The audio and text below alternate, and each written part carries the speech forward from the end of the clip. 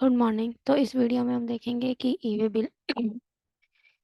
Bill के print को कैसे स्टॉप करना है इन केस अगर उस ई इनवॉइस के प्रिंट को कैसे स्टॉप करना है इन केस उसका ई वे नहीं बना है। तो ई इनवॉइस प्रिंट करने के लिए बेसिकली हमारे पास दो तरीके होते हैं। एक तो हम सिंगल सिंगल ई इनवॉइस को प्रिंट करते हैं, दूसरा हम बल्क ई इनवॉइस को प्रिंट करते हैं।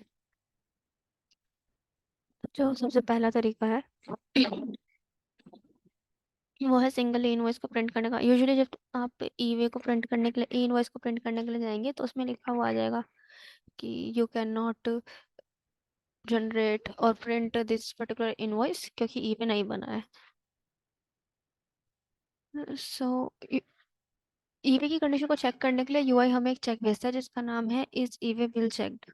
अगर ये ट्रू होता है तो वो आगे इस कंडीशन चलता है कि हाँ मुझे चेक करना है कि इसका ईवे बना है या नहीं बना है। और अगर e way bill falls is e way bill check falls आता है तो ये वाली कंडीशन चेक नहीं होती है, जैसा कि आप इस लाइन में देख सकते हैं। सबसे अब इसके चेक करने के दो तरीके हैं। पहला ये जो तरीका है, ये तरीका है इस ईवे बिल चेक जनरेशन। ये चेक करता है जो जेसन से इंपोर्ट होता था ईवे। हमारे संचालन में दो तरीके से ईवे बनता है, एक तो जेसन से इंपोर्ट होके और एक जो नया तरीका है वो है generation e-way through masters India. हम दोनों इन में चेक करते हैं, इन दोनों जगह पर। ठीक है, पहले जो हमारे टेबल का नाम है वो है ये। पहले हम इस टेबल में चेक करते हैं।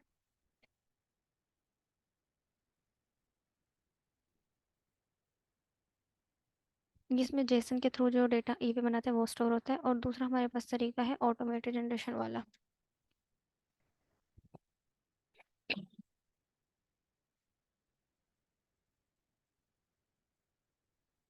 इन दोनों टेबल्स में हम चेक करते हैं कि क्या पर्टिकुलर बिल का ईवे है या नहीं है। अगर उसमें एग्जिस्ट करता है तो वेल एंड गुड, हम उसको प्रिंट करने देते हैं। बट अगर एग्जिस्ट नहीं करता है, एम्प्टी होता है, तो फिर हम एक एरर थ्रो कर देते हैं, please generate e-way for the selected bill.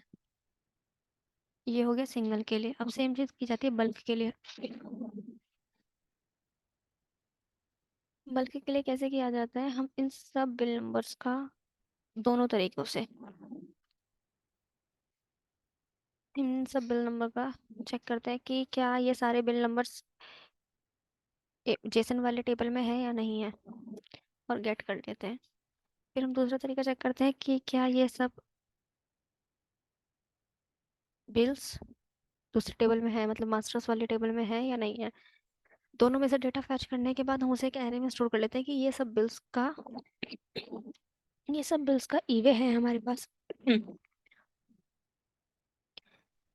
उसके बाद हमारे पास एक एरे हो गया जिसमें वही बिल्स है जिनका ईवे बना है, और एक एरे जो हमने यूआई ने भेजा था।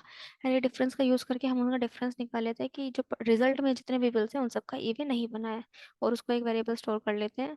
इसका नाम है नॉट ईवेड बिल्स। अगर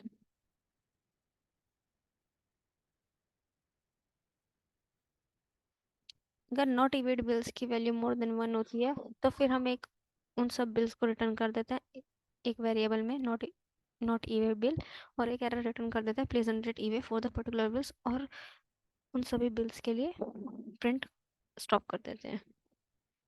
थैंक यू।